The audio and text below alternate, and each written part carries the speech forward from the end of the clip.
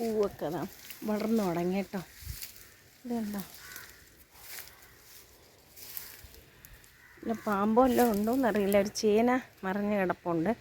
നമുക്ക് ഈ ചേനയും തോണ്ടി നോക്കാം കേട്ടോ. ഇത് കണ്ടോ, നമ്മുടെ ഇത് കണ്ടോ, ഇതിന് പുറത്തൊക്കെ നല്ല മുള്ളുണ്ട് ഈ കായിലൊക്കെ കണ്ടോ. ഇതാണ് യെല്ലോ ഡ്രാഗൺ ഫ്രൂട്ടിൻ്റെ പുറം.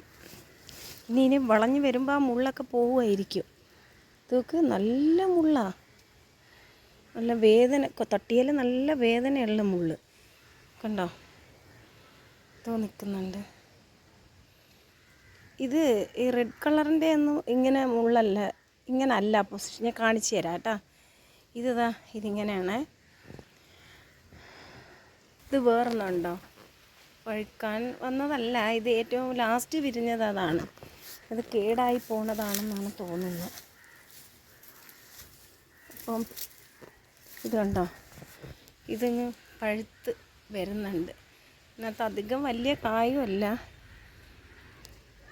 ഇത് കണ്ടോ, ഇത് വൈറ്റ് കളറിൻ്റെ ഡ്രാഗൺ ഫ്രൂട്ടിൻ്റെ മരമാണ്. ഇതിനകത്ത് ഇത് നോക്കിയേ, മുള്ള് അധികം ഇല്ല കേട്ടോ, മുള്ളധികം ഇല്ല. ഇത് കണ്ടോ, ഇത് കണ്ടോ, 3ആയിട്ടാണ് ഇത് കാണിക്കുന്നത് കണ്ടോ. ഇതാണ് അതിൻ്റെ ഷേപ്പ്. ഇത് യെല്ലോ കളറാണ്. യെല്ലോ കളറിനകത്ത് ഇത് കണ്ടോ, 4 എണ്ണം ഉണ്ട്. 4 എണ്ണം കാണിക്കുന്നുണ്ട് കണ്ടോ, 4 എണ്ണം കാണിക്കുന്നുണ്ട്. ഈ 3 എണ്ണവും കാണിക്കുന്നുണ്ട് കേട്ടോ.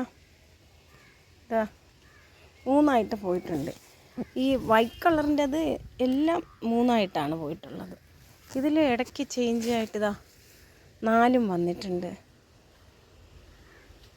4 വരുന്നുണ്ട്, 3ആയിട്ട് പോകുന്നുണ്ട് കണ്ടോ. പിന്നെ ഈ റെഡ് കളറിൻ്റെയൊക്കെ പൂത്ത് ചെറുതായിട്ട് വരുന്നുണ്ടോ.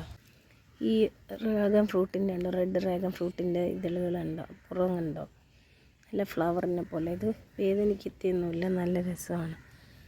ഒരു പഴുത്ത് വരുമ്പോൾ നല്ല ഭംഗിയാണ് കേട്ടോ.